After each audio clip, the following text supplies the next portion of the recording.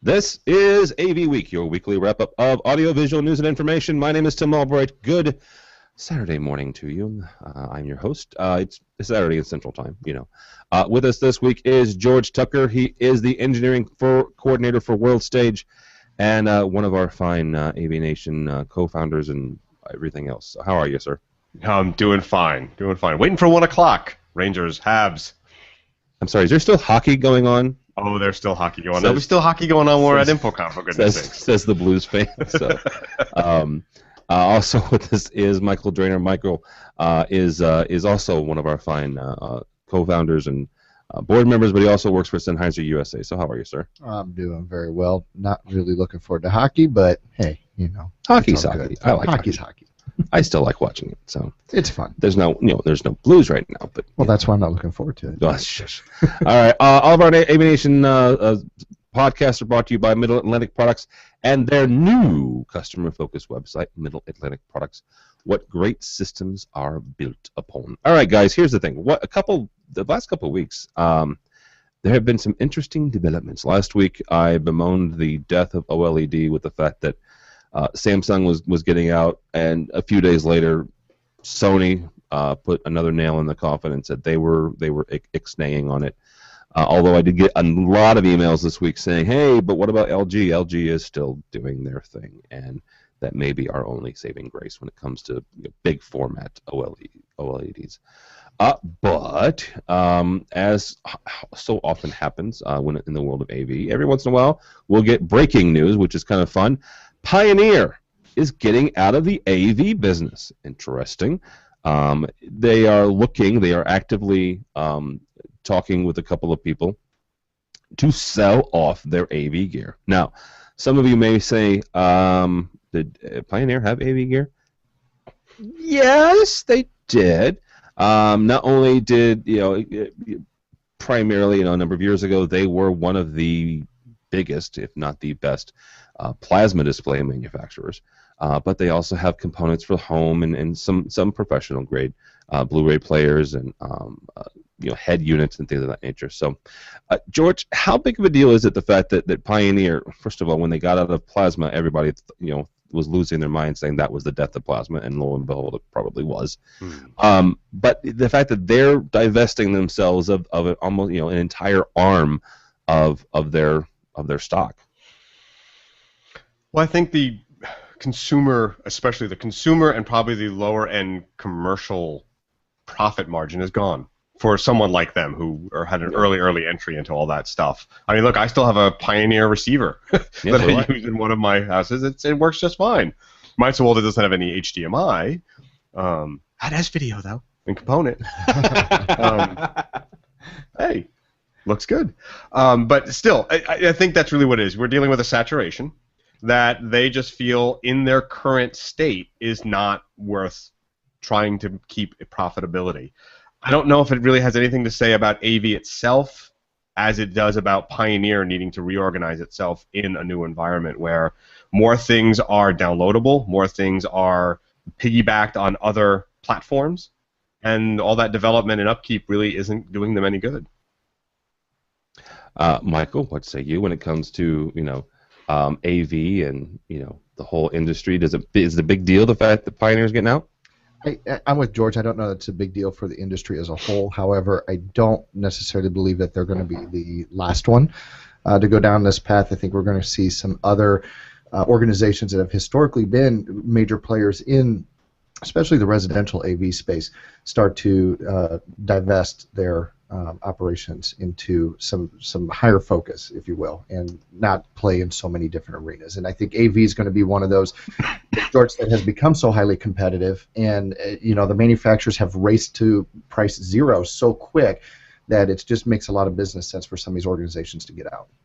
Okay, smarty pants. Then who? You say you're not. Oh no, come on. Predictions. No, I mean I'm the one who has famously said Cisco's going to buy a control company. For the past 3 years I've said that, and they will someday. It may very well be Control 4. So give me a couple people. Who do you think's getting out? I'm not. Oh, come on. No. George, is he right?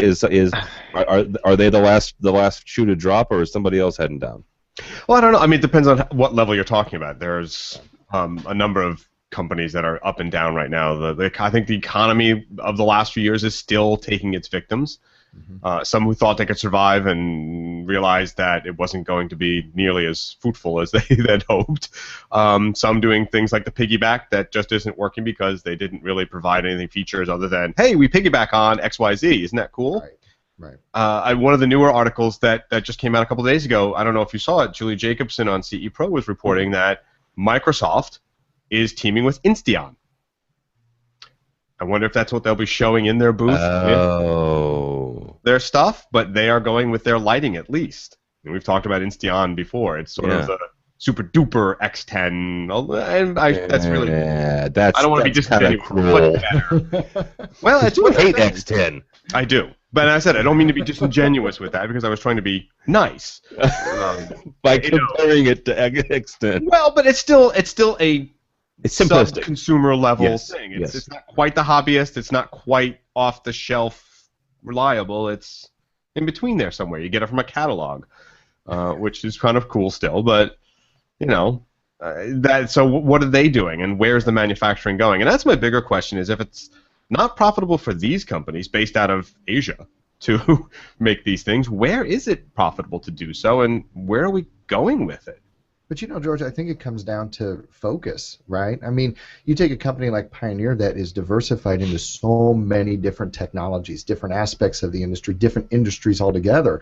It makes it very difficult for them to really capitalize on any one of those with maximum profitability. So I think what we're starting to see is a little bit of a shift in some capacities with these larger conglomerates trying to consolidate, but then the smaller guys trying to diversify. So it's going to be interesting to see how this really pans out in the long term.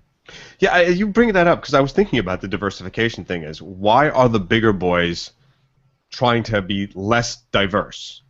I'm sure there's some profitability reason for it. I'm sure there's a business reason for it. But it just seems to me like when they say in Wall Street, don't go after a single sector. Right. Diversify. Be in retail, be in fast foods, be in tech, be in something else. Because if one bottoms out, you've got that safety measure. And I don't know what they're doing.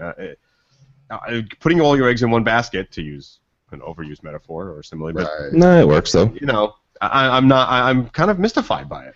But some of these guys have their eggs in 10, 20, 30 baskets, and maybe it's a matter of consolidating that to 4 or 5 good strategic baskets.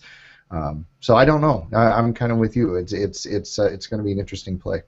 Well, and given the crossover that happens between the residential, the commercial, the school, those products all cross over in some way or another. Right. And so, yes, I see that. Let's make one line that we say can be used for everything, but we know how we are as AV people. We know how some of our clients are.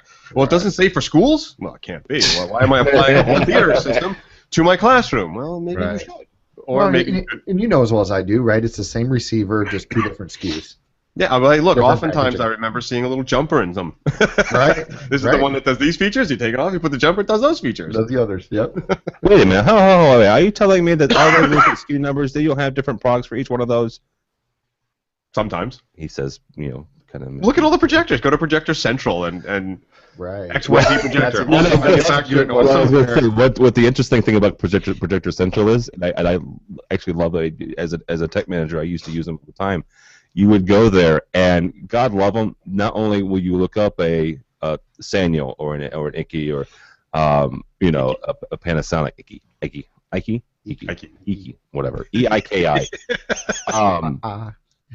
They would also put down there what other model numbers and manufacturers and model numbers this was sold at. This exact same projector. It's a very educational experience if you're new to the industry. Just figure out find out what the 1 or 2 or 3 manufacturers in the industry are, and then what all they're making. It's interesting you say that because there's one particular manufacturer that builds base boxes for about 4 or 5 others, and just in recent years they started going direct to market. They were historically just a wholesaler, and now you're seeing them in going direct to the consumer and to the integrators, trying to increase their sell-through. So not only are they doing the OEM model, but they're also going to the point of sale model, which is kind of an interesting. Is it back end? I don't know. Projectors? I thought you said box. And I thought you said projectors. box like base models. What? Never mind. No, that's the AV Rant show. You're on the What? right podcast, dude. Thank you. This is not quite 2 my hours. God. I love you, Tom Andrew, but this is not 2 hours long. I'd shoot myself. Sorry, I misunderstood you. You were saying base models, as in base projector models, and that is Duquesne. Is who started. Duquesne was one. Well, Duquesne was one of them, but VizTech was the other. Oh, one. yeah. VizTech was a division of Delta, who manufactured a lot of the LCD chipsets and whatnot for a multitude of manufacturers in their economy lines. Okay. All right. Now that we've gone completely off the rails. By the way, George, Julie Jacobson from CE Pro is really good about breaking and getting scoops. I'm hoping that you're right, and she's gotten one and kind of, slipped it under the radar. She didn't say specifically this is what they're doing.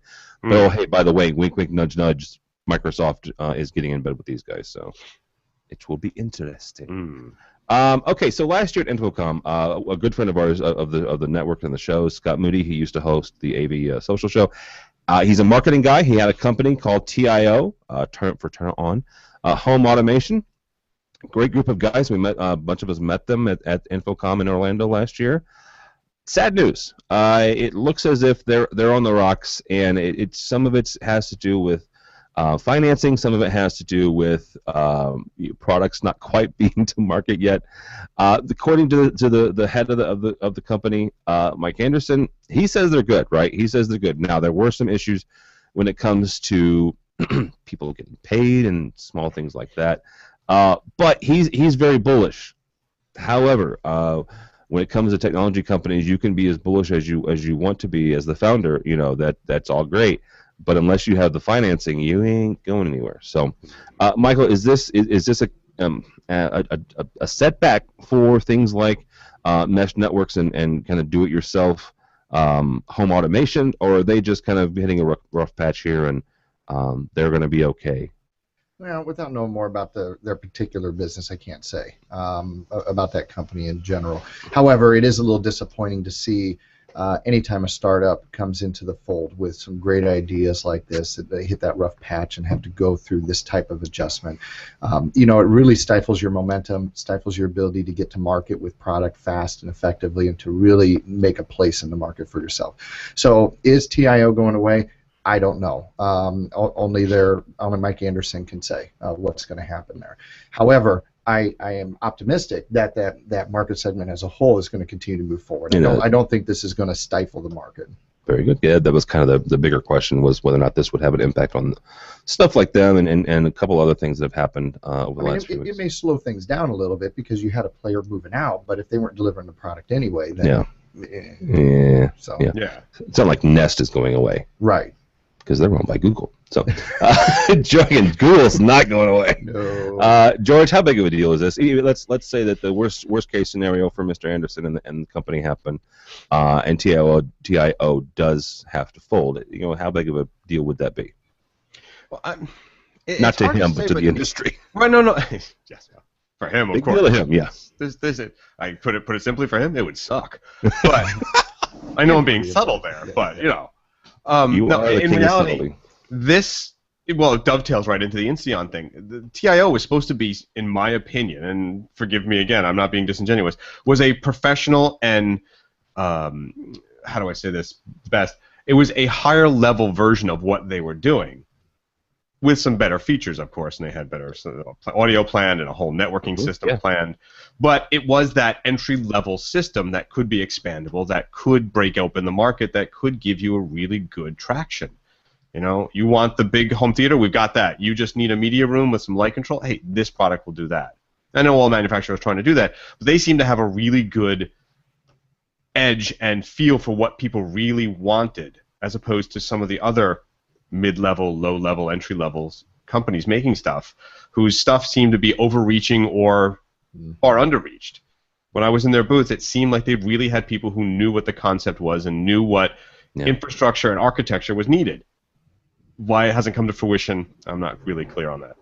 But I think for a lot of manufacturers, that's the biggest hurdle, is understanding the market needs and demands. And that's what saddens me about this is here's finally a company who understands what the consumer is asking for, but then they for whatever reason haven't been able to deliver on that. So I'm hoping that they'll figure out a way to reorganize and either partner with somebody that can help facilitate that, or build their own infrastructure to be able to actually deliver the product. Software, hardware, implementation, the full deployment. But really getting that pulse on the market is the key, and I hope they don't lose that throughout this whole process. I have a great idea. Cisco should buy them. I knew that was coming. Because they're a control company, and I would be right then. Sorry, that's an old dead horse that I keep beating up on. All right, guys. Our friend Don Mead, AV Don, sent me this. The first $640 4K display. Holy cow! Wow. Michael mentioned this in the first story. Driving hurtling toward price zero. Yeah. Okay. 640, 650, whatever it takes.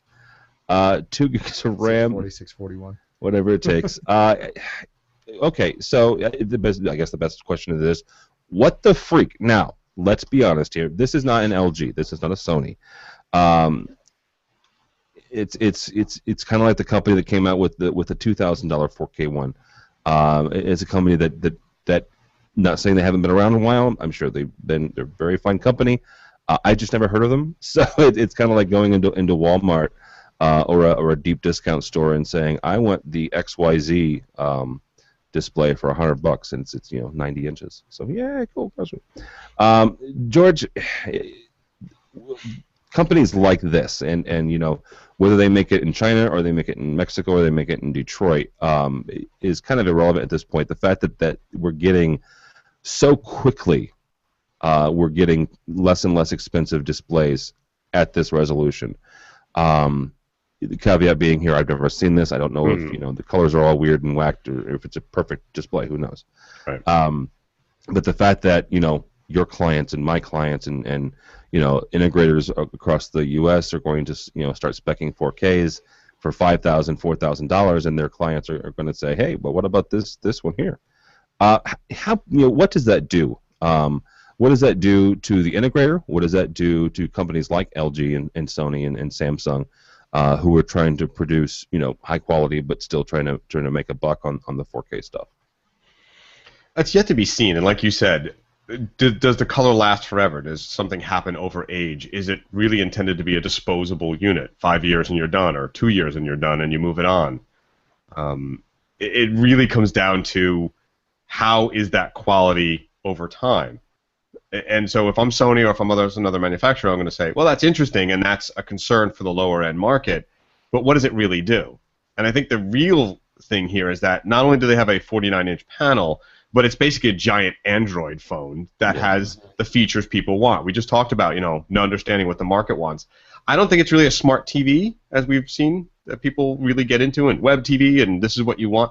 They've actually got applications that people would want to use with it because it's built in Droid. I don't know what operating system it would use, and back to the cost issue, again, it comes down to how often am I willing to replace my TV? Mm-hmm. And if good enough is enough, but when I have to replace it every 4 years, finally I go, wait, if I buy the really nice car that can do what I want it to do, I'm not going to have to replace it all the time. Yeah. And maintain it. But as fast as it's changing, why not replace it every year? Get the next model. Get the upgrade. Because not all of us work for Sennheiser, Michael. Oh man. Sorry.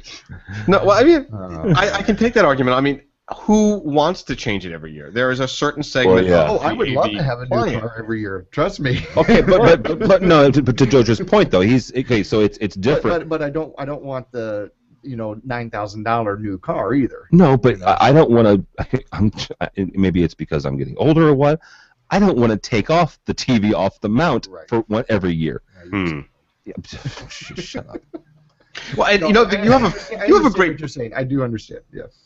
You have a great point, though. Is again, will the amount that I bought for it for the TV that I'm going to replace there's that. be the same? So then my money is doubled.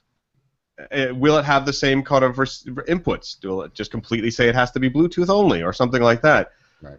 Yeah, I know things progress, and yes, changes change, and this helps us out, and yada yada. But I don't know about a cheap monitor really being of value when you look at it from the long term. For my dorm, for the rec room in a college, sure, because I know it's going to get destroyed by these yahoos anyway. But I've been with you guys so too much yahoos. It's a Midwest thing. There you go. It came right out of me. Got to work on that. But you know what? This goes back to the conversation we had. Oh my gosh, what's it been? 2 years ago when we had the whole discussion about consumer versus professional displays, right? And how many integrators? Yes, I can go buy the 50-inch Samsung LCD display for $500, $599, and replace it 10 times by the time I pay for the professional version. And a lot of customers are willing to hedge their bets on that. Okay, I have one better for you. All right, this is not B&H. This is not any deep discount website you've never heard of. There's a client that we're working with, the integrator that I was working with, and I swear to you, it's I'll just tell you what the name of the company is because it still cracks me up. Quill, Quill is the website. It's where I buy my K-cups for the Keurig, right? Mm-hmm. They found the exact professional grade commercial display for $400 less per display than the company that I worked for could buy them. Mm-hmm. At Quill? At Quill. Wow. I mean, it blew my mind, because corresponding with the client, and we're going over the bid, and obviously you're as always you're value engineering. Yep. And they shoot me this email and say, hey, by the way, is this the same display? And I'm looking at the specs and looking at the model, and I'm just like, yeah, that's the same one. And then they told me how much they could buy it for. I'm like, there you go. And the thing with that, and I know, George, you come from the manufacturer side, so you get this too, is a lot of times those products, and I'm not saying that's the case in this situation, but a lot of times those come through unauthorized distribution channels, and they're not purchased through, I'm not going to say necessarily legal means, but they're not purchased through the proper programs and everything. You don't necessarily get all the warranty and the support and things like that come with it. But that's if your true. Consumer is willing to hedge their bet that their product's going to last and that's not going to be an issue, hey, we can't stop them from doing that. But I think that's just a testament as to that race to zero. What's happened? People don't find the value anymore, and the products have become so commoditized that it's no longer about the product. We have to sell the intellectual side of integration. The expertise. To sell the expertise that goes along with it. There's no other value that you can bring to the table anymore. There was a day when it was limited distribution. You could only buy Panasonic through Panasonic dealers. You couldn't go online and buy it. And, there was a perceived value there. That has gone away. Yeah. It doesn't exist anymore. No, and some of that is educating. Yes, there's educating the customer, and Josh Schrager and I got back and forth about commoditization, and I still say that there's value in educating your customer when it comes to making sure that they understand the differences between a professional display and a commercial. What you can buy from an authorized, like you said, an authorized dealer, and what you can pick up at a box store. And you owe that to your customer. Absolutely. A responsible salesperson, whether it's at a box sales store, retail establishment, a mail order warehouse, or as an integrator, you owe it to your customer to educate them on what they're purchasing. Yeah. At the end of the day, if they make their decision, you've done your job, and you can walk away, lay your head on your pillow at night, and sleep peacefully. Yeah, absolutely. All right, this is, I don't know what to I'll just put this out there. Panasonic is, they turned a profit. Yay, good for them. For the first time in 3 years, and the reason I mention this is because it was about 3 years ago that they purchased Sanyo. So, good for Panasonic. I guess good for the people that still work it there from Sanyo. I was actually talking to our good friend Sam Malik, who was the GM of the U.S. Version of Sanyo a couple days ago, and he was explaining how a lot of the people that used to work for Sanyo went over to Panasonic. So good, bad, ugly, yay for Sanyo or for Panasonic. Smart move. Smart move. Smart move. I mean, Sanyo was a good, profitable company. They were doing their thing, and well, I don't know. I can't speak to their profitability. However, it was a good company. We enjoyed working with them as integrators. Loved the product, loved the support, loved the people, and so in that regard, it was a smart move for Panasonic. If they were going to make an acquisition, Sanyo, I think, was a good move. The fact that they're turning a profit now, hey, good for them, because not everybody is. George, good, bad, ugly. Yay. Do we know why did they buy Sanyo? Is my question. I know we talked about it, and I'm not so sure I'm clear that this was really the reason they're profitable. Oh. I mean, look, they talk about B2B sales being great, but the business to consumer sales not being so great. So what does that say about their marketplace strategy versus the others? Pioneer's getting out of it, Panasonic's actually making a profit in it. Is it really that they've really turned their focus to business and sort of turned a half-blind eye to the consumer market and letting it be total high-end and total low-end? And it's an interesting thought. And I haven't been able to look through the financials or do like the Bloomberg search on this, but I'm wondering if that's what it is. That last line in this article that says, quote, steady B2B sales, but B2C sales declined mainly due to its end of its plasma TV business. Mm-hmm. Well, if you don't have the plasma or the monitors to sell, you're not selling the ancillary gear. Right. But if you're a business, you say, well, that's a clear monitor. I need that for my digital signage, or I need that for my in-store display, or I need that for the huddle room. There's that. See, I think they saw that coming, though. I mean, you think about the Sanyo business model, and most projector sales are B2B. Yes. Right? So you take the Sanyo display, Sanyo projectors, whatever the case may be, you fold that into your existing B2B business, knowing that consumer is, your B2C is on the decline. I think that's a good strategic move. Yeah, and I think they may not have seen the whole big picture, but I think they had enough foresight to know that, hey, we're going to start seeing some problems here. Let's shore up where we do see the growth, and that is in the B2B market. Yeah, they've done a lot of really cool things the last couple of years when it comes to projectors. Now, I'm not saying that all of that was due to the Sanyo acquisition, but they've done some. That's for sure, and it took the competitor out of the marketplace. Yeah, right? Serious one. Because that's one of the big issues, especially in that commoditized point. Especially in something like projectors and displays. Is the saturation of the marketplace. So anytime you can pull a competitor out and make them a part of your team and then use those combined resources, that's a good place to be. Yeah, absolutely. All right, guys, we're going to take a short break here and talk about our fine sponsor, Middle Atlantic Product, and their fancy schmancy brand spanking new website. It is their new customer-focused website. Really, really easy to navigate. All sorts of downloadable information, a separate page for every single rack model they offer. Everything from the big honking, 20-foot. They don't have a 20-foot one, but that would be a cool. You could put a lot of stuff in there. You could put two, DM 8x8 in there. So, sorry. You can do all sorts of cool things. That was totally rude. They have a live chat feature. I would not try it today because it's business hours, guys. Business hours. So 8 to 5 or 9 to 5 Eastern Standard Time. All sorts of really cool things. A unique broadcast market solutions for all sorts of different applications. Everything from broadcast, commercial AV, resi AV, security, structured cabling. Easy for me to say. And all sorts of really cool videos. So check them out if you would, please. Just go to middleatlantic.com. Middleatlantic.com. What great products and what great systems are built upon. All right, so let's continue on here. Digital Signage Federation passes their 500 member mark. Yay for them, DSF. George, this is kind of like and it's not Infocom for digital signage people, but it's a member organization, right? It's a trade organization. The fact that they've hit 500, is that indicative of the fact that the industry and the digital signage market is growing, or the fact that just more and more people are wanting to kind of get together and collaborate? Well, I think it's two things.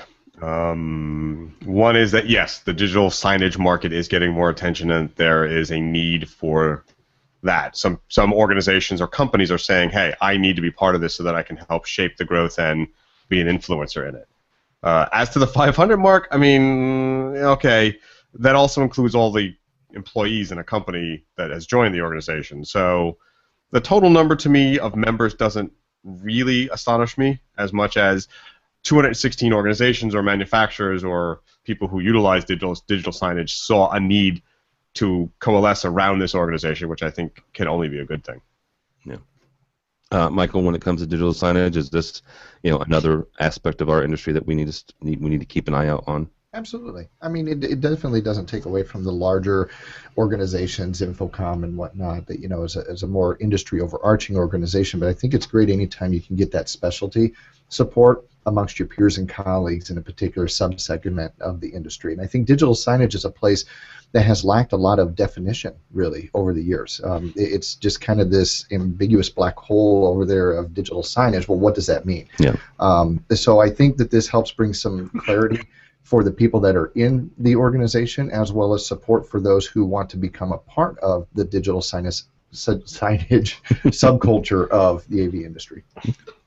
All right. This one I picked up just for George because he. This is an old story, but famously on one of our very first podcasts, he said he is not a gesture.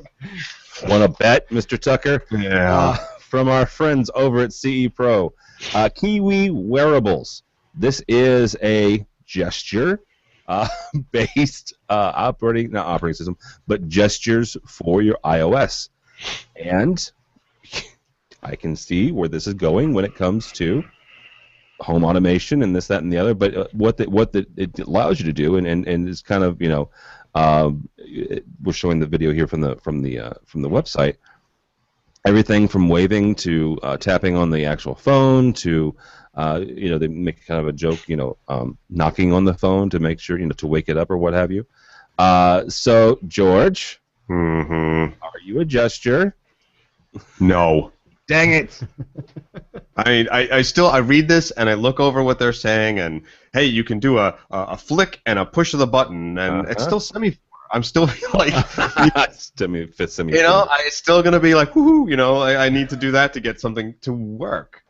Voice recognition, I think, is far more intuitive than these little. I have to move the thing around, and once when I was working in staging in the field doing the shows, everybody was a superhero. You whipped out the tool, your little Leatherman tool, and everything was like a butterfly knife, and everybody did that. And that's the same thing I see though with people trying to change the channel on their television or raise the volume. It's like you have to sort of whip this butterfly knife out thing to get something to happen. Why would you do that, and whose eye are you going to take out? Series. Okay. Yes. Series. Well, no. Okay. So George is still, resisting the gestures. Michael, are we moving the point, or is George right? I'm with George. Is it cool? Yeah, as a toy. But I don't see the practical application of it yet. Because like you said, okay, so what's going to happen, right? I'm going to pick up my phone. I still have to activate the gesture, the ability to receive the gesture. Well, if I'm doing that, I might as well just push the darn button that I want to function, on the remote. Because otherwise, I'm like sitting here shaking the phone. Okay, well, what's it going to do? Well, maybe I just need to pick up the phone, and all of a sudden the TV comes on, the lights go off, and it's a cool toy. I just don't think we're there yet. I think you're better with the wearable technology movement, yes. where that might become more plausible, and only for things like training or a virtual reality system. Dedicated applications. Yeah, where you need to go through some environment where you need to be able to turn on lights in a certain way or get things done. But for day-to-day, it just doesn't seem... I'd rather see, like I said, an RFID system that knows, called the Heisenberg RFD, your speed and your direction, right? So that you can, and location, so you can do that. But this just seems like someone going, we can do it! Mm-hmm. Why? Because we can. I know. No, but I'm with you. Voice. I can jump off the roof. We do voice. Voice is great. I mean, the recognition algorithms have gotten quite spectacular, right? I mean, Siri only screws up every other word. Jeez. Yeah. Just try writing an email though with the iPhone voicemail. Oh, it's horrible. It's horrible. Especially punctuation.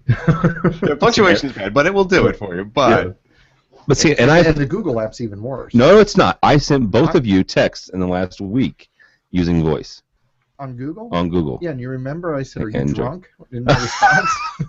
Well, I was, so that's why. Well, my only problem is having to tell Siri, look, I have never once used the word ducking. Gee. Okay, that's not ducking. Very nice. Siri's just a proper lady, you know. She doesn't want to. All right, this also came down this week that it reminded me of you, actually, you, Michael, from our buddies over at AV Network. The loop induction movement. The loop induction, if you don't know what the hearing loop is, or the loop induction, it's a hearing assist system, right? It's a technology that allows you to do hearing assist system without having a dedicated pair of headphones or things like that. Sennheiser has some. Listen Technology has. I mean, all these guys have them. Sennheiser is the one that I have experience with. So I wanted to talk about not only their article, but also this movement to get away from, to move into the induction loop, away from dedicated units, and using people's existing hardware. So quickly and just kind of give me a short synopsis of what the induction thing is. All right. So as most people know, the ADA has requirements on the books through legislature. That requires a certain number of seats in public spaces to have assistive listening devices for the hearing impaired. So a percentage of the seats available. Percentage of seats available. Yep. A percentage of those seats has to have the ability to listen to induction loop technology. So there's a type of hearing aid called a T-coil enabled hearing aid. It's got a little coil inside of it, and if you're inside the induction loop, you're able to hear the audio directly to your hearing aid. Great technology for those who have hearing aids. If you don't have a hearing aid, or that type of hearing aid, and you still have difficulty hearing, then you don't benefit from loop technology. So although loop technology is a great movement toward progressing the audiology industry and helping people who have serious impairments to be able to hear in these spaces, the limitation is that you still have to be within the loop, number one. Number two, you have to have a particular type of device in order to hear it. So that does not mean that you do not, or you still have to supplement that with traditional hearing assistance devices for those who do not have loop technology built into their hearing aids. So there's this kind of push-pull in the market right now where the audiologists are really promoting loop technology, and I greatly understand why. It makes a lot of sense. But, on the same token, when you install a loop system into a room, you still have to install a traditional hearing assistance device, so somebody can put on a set of headphones or earbuds and hear. If they don't have a hearing aid, their hearing aid battery goes dead. There's a multitude of reasons that the T-coil may or may not work at this stage of the game. So I'm interested to see where the market goes long term with this, but with the current legislation on the books, you have to have both technologies still. All right. George, is this something that you guys have to deal with when it comes to live staging and events, or is this more installed things? It's more. I think it's more install, although there are some events that require it. It's mostly RF. It's mostly IR. Those are quick. They're easy to set up. They're reliable, and they're secure. So if it needs to be a corporate meeting, and it's secure if someone needs to hear it. And Michael's right. It really is a technology saturation issue. The article went to great lengths to point out that it's very well distributed in Europe, as most things are, and they well, then they got on the game early. They needed to, and there were various reasons why, and some of it was resources. But you have to have the technology built into the devices that you want to reach, and here it either doesn't happen, or a lot of people saying, "Oh, that's a thing they use somewhere else. We don't even turn it on." Right. So I think they're really just, this article is an advocacy for getting that technology in, saying, guys, in the long run, it is a better mousetrap, and we're going to prove it. We just got to get the infrastructure built. I think, well, I mean, to finish up, but in that whole, we're reconstructing and we're trying to make the economy better, and there's money out there to do that. That might be part of it. Hey, tag that on, make it part of that. Right. Sorry, Michael. Yeah. No, and you're absolutely right. But still, there's two conditions. One, I have to have a hearing aid. I need a hearing aid. And two, it has to be T-coil enabled. So even if they get all hearing aids T-coil enabled, the fact that I still have to have a hearing aid, that limits a number of the population to be able to utilize the technology, who still would benefit from traditional hearing assistance. So I don't see loop technology taking over the assistive listening marketplace. I see it being a good supplement to it, but it's not going to dominate it by any stretch. Well, you mentioned this, that the fact that if you need a hearing aid and you're too stubborn to get one, Well, there's that too. But those, the problem is. No. I have somebody specifically in mind. It's my father, who's, God love him. He's 64 years old this year, and he needs one. And it goes back. But you make a good point, right? They're too stubborn. I do work with some large theaters in the area, and they use our infrared assistive listening. And they've got people who are just too darn stubborn. There's too much pride there to want to put even the induction loop around their neck so that they can use the T-coil in their device. And so that's what the audiologists are pushing for is, hey, let's put it in the floor so that they can use it. It still doesn't help solve the problem because the person next to them doesn't have that capability, and they're too stubborn to put the earbuds in. So, I can't help you if you don't want to take the right steps to hear what you're there to hear. You're paying $60, $70, $80, sometimes $100 for a seat. You need to. You might want to hear what's going on. Unless it's Nutcracker Suite, that they do that at the Fox. You know that. Well, Rock of Ages wasn't too bad. They didn't really need them for that one. Jeez. I did not see that, but the Phantom's coming back to St. Louis, so that's always a good thing. So, and we're talking like this, and George could go see it, this afternoon if he wanted. So yes. What I really want to see is Hedwig and the Angry Inch on Broadway, but that's another story. I've heard that's really good. I did the first show way out when it was at Jane Street Theater in New York, and I did a few of the. Well, I have tinnitus because of the Boston show, but that's another story. Loud show, but it's a lot of fun. It's a lot of fun show. Yeah, that's cool. All right, guys, we'll wrap up talking about one of our buddies, Steve Greenblatt and Mark Lavecchia. Two independent programmers on opposite sides of the coast have started something called Tech Talk. It is two independent programmers trying to educate and honestly help out tech managers. This has a very special place in my heart because I used to be a tech manager, and that's kind of where I grew up in the AV industry, and this is very neat. They are hosting a free, dinner, I guess, or a get together. I shouldn't say dinner, but a get together at the. There's Gordon. Free food. I'm going. There's free food and drink, George. And drink. Okay. Who needs the food? This is the Tuesday before InfoComm. So you do all your thing on Super Tuesday, and then head out to the Gordon Brewery restaurant. It's on Paradise Road, so it's the same road that the convention center is on. At 5:30, there are going to be control experts there. Both Mark and Steve and some other folks will be there, talking about how they can help you. How they can help you learn more about control, learn more about asset management, learn more about all sorts of stuff, and how they can make your life better. We have talked on the State of Control show about things like who owns the code and who should have control over it and this, that, and the other. Well, this is where a lot of this came from. So if you're interested, I'll put a link on the website, or you can just go to controlconcepts.net, which is Steve's website. Control Concepts is his company. Mark probably has it on his, but honestly, off the top of my head, I couldn't tell you what Mark's. His is BMI. Is his name of his company, BMA Solutions. BMA. Yeah. So yeah, if you're a tech manager, please go check it out. Good people, good stuff, and like I said, free food and drink. So that's never a bad thing. So, all right, gentlemen, I think that's going to do it for this edition of AVWeek. George Tucker, engineering coordinator for World Stage, and one side of my brain. Thank you, sir. It's great to be on again.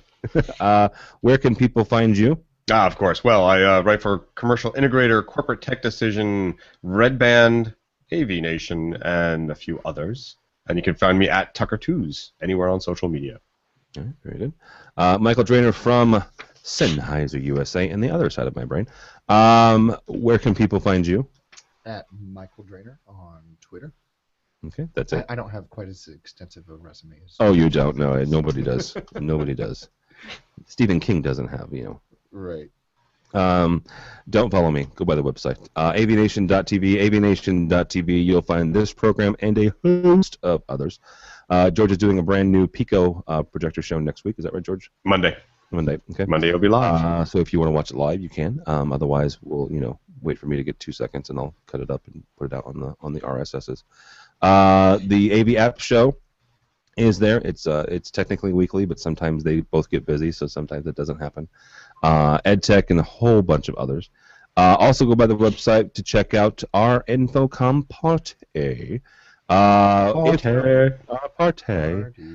We have a lot of sponsors, and starting next week, I'll tell you a lot about all of them.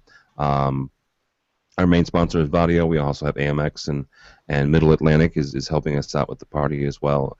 ASK Proxima, Dante. So yeah, we've got a couple people hanging out with us. We would like you to hang out with us as well. Wednesday, June 18th from 4:30 to 6:30. Free food and drink. Speaking of free food and drink. We will have party gifts and prizes. Sennheiser USA is giving us a very nice pair of headphones to give out. ASK Proxima is giving us a projector to hand out. So yeah, come by the booth and come by the party. The party is actually in room N, as in North 217. N is in North 217. So check that out if you would, please. Thanks so much for listening. Thanks so much for watching. Thanks again to Middle Atlantic for sponsoring us. Middle Atlantic Products. What great systems are built on. This has been AV Week.